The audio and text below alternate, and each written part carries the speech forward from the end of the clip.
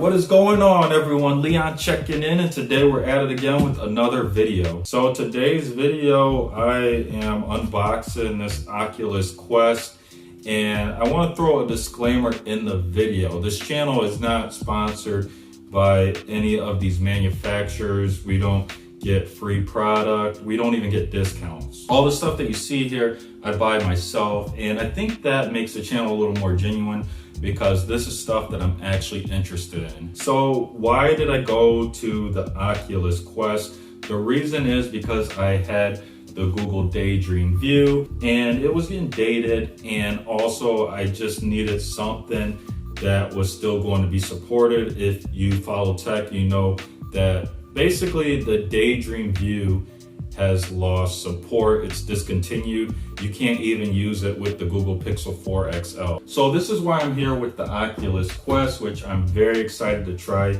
because this is a standalone unit. Basically, you don't need a PC to run this, and there aren't any wires. You also have precision controllers, and I think this can also be set up to work in rooms. I'm not sure how that works, and I'll be probably addressing that in future videos. So we're not gonna make this any longer than it needs to be. We really wanna go ahead and unbox this. So let's go ahead and get into it. So here we are with the Oculus Quest, and we're gonna go ahead and turn this sideways here. And the box is just going to push out very smooth.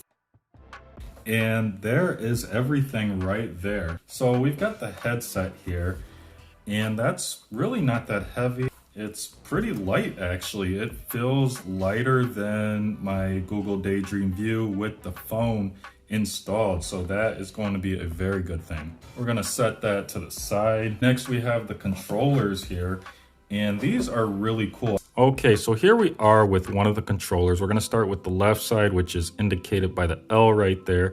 So on the back here, we have a trigger, and on the side here, we have a button/trigger.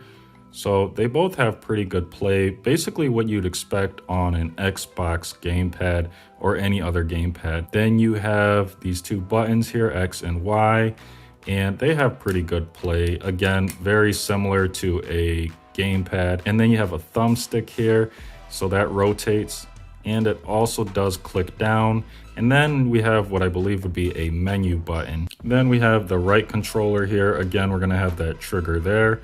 We're gonna have that button/trigger combination there as well. We're gonna have A and B, and then we're gonna have that thumbstick again, which also clicks down. And then we're gonna have this button with the letter O on it. Cool note here, both of the controllers come with a tether on each handle, which is very good when you're playing a virtual reality game. You're gonna be swinging these around, and the last thing you want them to do is go flying somewhere. Now here's something very cool about this setup for the controller. Each controller only takes one battery, but the battery cover is pretty cool in itself. It's magnetized, so it doesn't click in place, it just slides off and it just attaches with magnets. So I'm gonna try to show this off. You can see it's gonna just slide into place here. So that is very, very cool. I like little details like that. It makes it easy to get to what you need to replace the battery quickly, and then just continue on with what you were doing. Then the next thing we have over here is this box here, and I imagine this is going to be the power supply.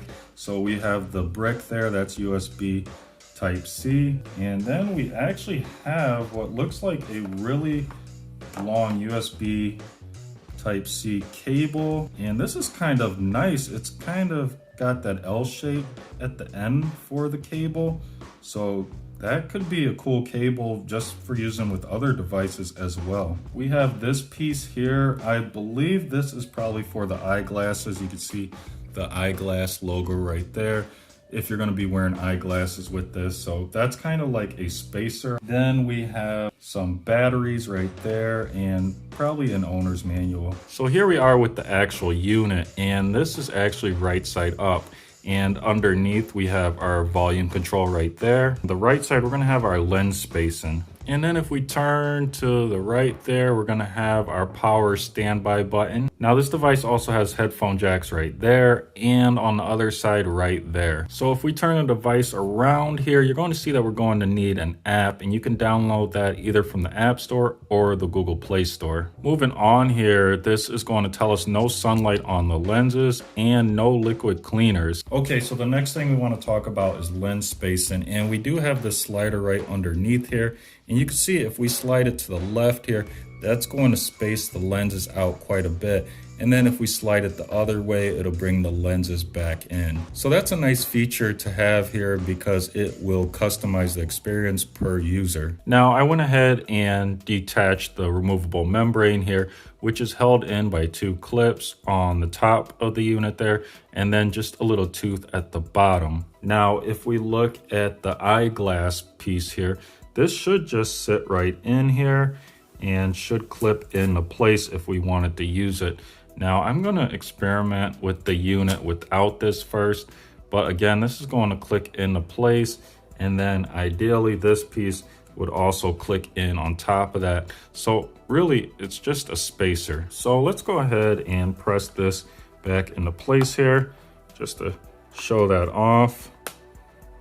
And you can see that goes in pretty easy there. Now adjusting the headset is going to be pretty easy too. We have this Velcro strap, we just loosen that, and then we can just pull this tab through, and you'll see it makes the top part shorter. So we're gonna jump to the other side and take a little bit more out as well, and then we're gonna tighten that up. And now I can go ahead and try this on my head. So now it's time to actually try this on, now that I got this a little bit adjusted here.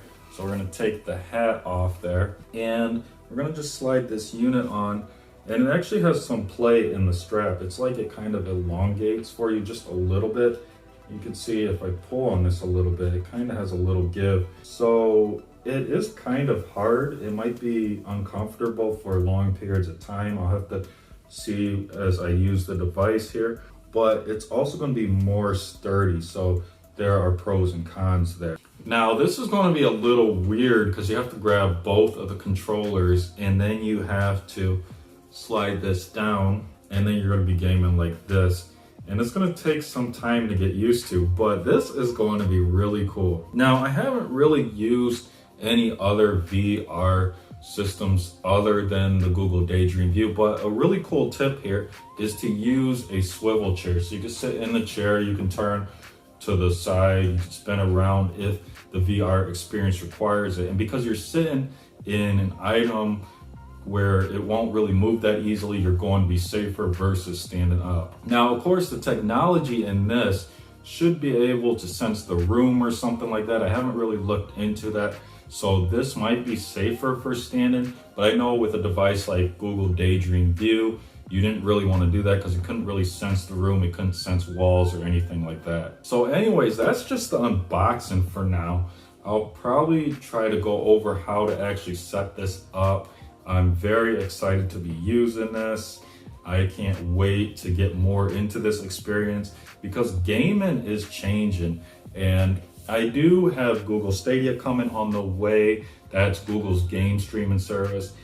But I feel like VR is just a cooler experience. You're more immersed. So I am a big fan of VR. I want it to get better. So I'm looking to make more videos about this. So if you enjoyed this video and found it useful, make sure to leave a like. If you have any questions or comments about this, please leave them below. Now, the questions and comments that you have won't only give me something to answer, but maybe they will help me learn. Maybe you'll send me a question and I'll go, maybe I gotta look that up to get the answer so I can learn that answer and then share it with you. Maybe you already have one of these. Maybe there was something I said wrong in the video, or maybe you can give me more information. And maybe you can comment and let other people know in the comments below something that I might have missed. There is a lot going on here. So questions and comments are always appreciated. Now you can support the channel in a few ways. The first way is you can head on over to my Amazon storefront, which I will include in the description below. And you can purchase something from any of my lists on the Amazon storefront, and it does support the channel. The other way you can support the channel is just by sharing this video with someone who might find it useful or enjoyable. And the last way you can support the channel is just by hitting that subscribe button. Now, liking and subscribing aren't only done because I tell you to do so, they really are your way of rating these videos, rating the channel. So when you leave a like or you subscribe, it lets other people know that this channel is possibly good, the videos are possibly good, we've got good information here, and people find it useful and they find it worth sticking around for. So that is pretty much it. And until next time, Leon checking out.